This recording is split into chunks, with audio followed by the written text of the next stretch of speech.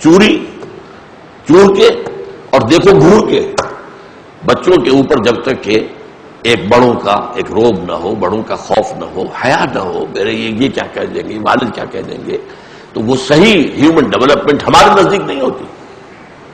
وہ بچے جنہیں آپ جری بنا دیتے ہیں، بے شرم بنا دیتے ہیں، بے حیا بنا دیتے ہیں، بے ادب بنا دیتے ہیں، وہ پھر خود آپ کے سینے پر جو ہے وہ منہ ڈلیں گے، آپ کی اپنی جو ہے بڑھاپے کے اندر سہانے روح بنیں گے. ان کے اندر کہاں سے وہ آداب آ جائیں گے اور کہاں سے وہ جو تہذیب آ جائے گی کہ جو بچپن میں اگر ان نہ سکھائی گئی. اسی طرح نماز کا معاملہ ہے کہ فلاں عمر سے نماز کی تلقین شروع کر دو، اور اس عمر کے بعد غالباً 9 برس ہے کہ اس کے بعد اگر بچہ نماز نہیں پڑھتا تو مارو اس کو. تو نبوت کی تعلیم اس کے بالکل برعکس. یہ جدید جو ہے چلڈرن سائیکالوجی، اس کی بڑی حماقتوں میں سے ایک حماقت ہے کہ بچوں کو روک ٹوک کرنے سے ان کے اندر جو آزاد شخصیت کے پروان چڑھنے کا امکان ہوتا ہے، انڈیپینڈنٹ پرسنالٹی، وہ ان میں کم ہو جاتی ہے. تو انہیں روکو ٹوکو نہیں، جو چاہیں کریں. بہرحال یہ حدیث جو ہے جیسا کہ میں نے عرض کیا، ویسے تو بہت ہی سادہ حدیث ہے، بہت سادہ حدیث ہے. الحیاء شعبۃ من الایمان، یہ تو سبھی کو یاد ہوگی. اور حضور نے فرمایا یہ تمام انبیاء کرام کی دعوتوں کے اندر موجود تھا. ان مما ادرک الناس من کلام النبوۃ الاولی، اس میں سے یہ بات بھی ہے جو لوگوں تک پہنچی ہے، لوگوں نے پائی ہے. اذا لم تستحی فافعل ما شئت، جب تم نے حیا کا پردہ اٹھا لیا تو کرو جو جاؤ. اس لیے کہ یہی تو بیریئر تھا، یہی تو روک ٹوک کی بات تھی، جس کو میں نے بتایا آپ کو کہ فارسی میں اس کا بہترین ترجمہ ہے بے حیا باش شوہر کے خائی کن. ایک دفعہ ذرا حیا کا پردہ اٹھا دو پھر جو چاہو کرو. اب ابھی کچھ وقت ہے تو اگلی حدیث کی طرف بھی چلتے ہیں. عن ابن عمرو وقیل ابی عمرو کا سفیان ابن عبداللہ رضی اللہ عنہ، حضرت ابو عمرو یا ان کے بارے میں کہا بھی گیا ہے کہ ابو عمرو ابن عبداللہ رضی اللہ تعالیٰ عنہ سے روایت ہے.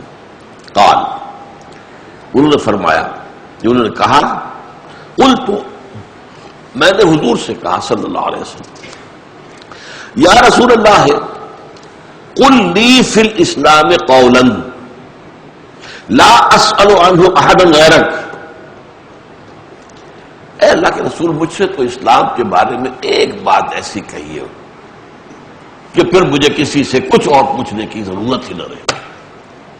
کہ دونوں ترجمے ہو سکتے ہیں کہ پھر میں نہیں پوچھوں گا کسی سے کچھ اور، لیکن میں اس کی ترجمانی اس طرح کر رہا ہوں کہ پھر مجھے ایسی جامع بات بتا دیجئے ایک، قل لی فی الاسلام قولا، کہ پھر مجھے کسی اور سے کچھ پوچھنے کی ضرورت ہی نہ رہے. حضور نے فرمایا، قال صلی اللہ علیہ وسلم، قل آمنت باللہ فاستقم، رواہ مسلم. آپ نے فرمایا کہو میں ایمان لایا اللہ پر، اور پھر جم جاؤ. یہ جم جانا استقامت، اس میں قیامت مضمر ہے. ایک لفظ کے اندر کیا ہے؟ مان لینا اللہ کو، پھر جم جانا. میں جلدی سے اس کو بیان کروں گا چونکہ وقت بہرحال ہے محدود سا. دیکھیے ایمان کے ثمرات ہیں، اور وہ ثمرات ایک داخلی ہے ایک خارجی ہے. ایمان ایک حقیقت ہے جو باطن میں ہوتی ہے، قلب میں ہے.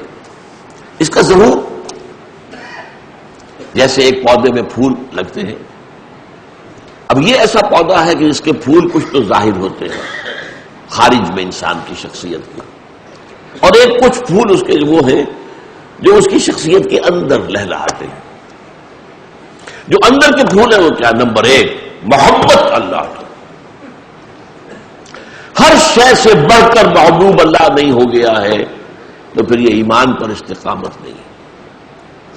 والذین آمنوا اشد حبا للہ، اشد حبا للہ. اسی محبت خداوندی کے تابع پھر محبت رسول آتی ہے، اور پھر محبت جہاد فی سبیل اللہ، جو سورہ توبہ کی آیت نمبر 24 میں یہ ترتیب آئی ہے. قل ان کان آباؤکم وابناؤکم واخوانکم وازواجکم وعشیرتکم واموال اقترفتموها وتجارۃ تخشون کسادها ومساکن ترضونها احب الیکم من اللہ ورسولہ فتربصوا حتى یأتی اللہ بامرہ واللہ لا یہدی القوم الفاسقین.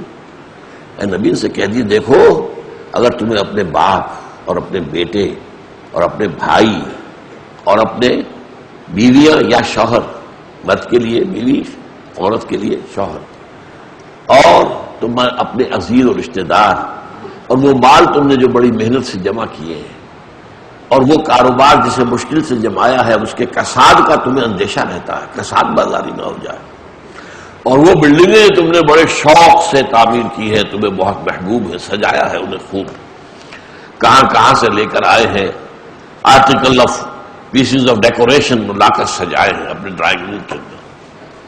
اگر یہ چیزیں زیادہ محبوب ہیں اللہ سے اور اس کے رسول سے اور اللہ کی راہ میں جہاد سے تو جاؤ دفع ہو جاؤ، بیٹھو ادھر، جسٹ ویٹ فتربصوا، یہاں تک کہ اللہ اپنا فیصلہ سنا دے. اور اللہ ایسے فاسقوں کو، ایسے ناہنجاروں کو ہدایت نہیں دیتا. یہ ہے وہ موضوع. کہہ دینا کافی ہے یار، جس کو کہا ہے کہ لا معبود الا اللہ، نہیں صرف لا مقصود الا اللہ، لا مطلوب الا اللہ، لا محبوب الا اللہ. یہ کیفیت اگر نہیں تو ایمان تو نہیں. اسی استقامت کے داخلی جو ثمرات ہیں ان میں سے ایک ہے راضی برضائے رب. جو رب کی طرف سے آ رہا ہے اس پر کوئی شکوہ زبان پر نہ آئے. ایک ہے ریفلیکس ایکشن، کسی چیونٹی نے یہاں کاٹا ہے تو آپ کا ہاتھ ایک دم ہل گیا، اس میں آپ کے ارادے کو کوئی دخل ہی نہیں ہوتا، اٹس ریفلیکس ایکشن، بے اختیاری عمل. حضرت ابراہیم جو آپ کے چھوٹے سے ننھے سے بچے سے دم توڑ رہے تھے تو حضور کی آنکھ میں بھی آنسو آ گئے تھے، اور صحابہ نے کہا حضور آپ اور آپ کی آنکھ میں آنسو. فرمایا یہ تو وہ رحمت ہے جو اللہ نے دلوں میں رکھی ہے، باقی ہم کہتے ہوئے ہیں جو اللہ کو پسند ہے ہم اس پر راضی. تو ایک ریفلیکس ایکشن کے درجے میں تو کوئی ایک ریئیکشن ہو جائے، کوئی آنسو آ جائے، کوئی اور بات ہو جائے وہ اور ہے، لیکن یہ کہ کوئی مستقل شکایت اللہ سے، ایمان کی نفی ہو جائے گی. یہ حدیث ہم پڑھ چکے ہیں. جو آتا ہے اللہ کے اذن سے آتا ہے. اس کائنات کے اندر پتا نہیں ہل سکتا جب تک کہ اللہ کا اذن نہ ہو. وَهُوَ رَبُّنَا قُلْ لَن يُصِيبَنَا إِلَّا مَا كَتَبَ اللَّهُ لَنَا هُوَ مَوْلَانَا. تم کیا ڈرا رہے ہو منافقوں ہمیں؟ تم ڈرا رہے رومیوں سے، رومیوں کی فوج سے، موسم سے، اس کی گرمی سے. کس چیز سے ڈرا رہے ہو؟ ہم پر کوئی مصیبت نہیں آ سکتی سوائے اس کے جو ہمارے رب نے نہ لکھ دی ہو. وہ تو ہمارا مولا ہے، اس کی طرف سے جو آئے. نہ شبد نصیب دشمن کے شبد ہلا کے تیغت سر دوستاں سلامت کی تو خنجر آزمائی. اے اللہ تیری طرف سے جو آئے. سر تسلیم خم ہے جو مزاج یاد میں. اس کو اکبر الآبادی نے بہت خوبصورت انداز میں کہا ہے، رضائے حق پہ راضی رہ. یہ حرف آرزو کیسا، یہ ہو جائے، یوں ہو جائے، یوں ہو. تم کون ہو؟ Who are you? رضائے حق پہ راضی رہ، یہ حرف آرزو کیسا؟ خدا خالق ہو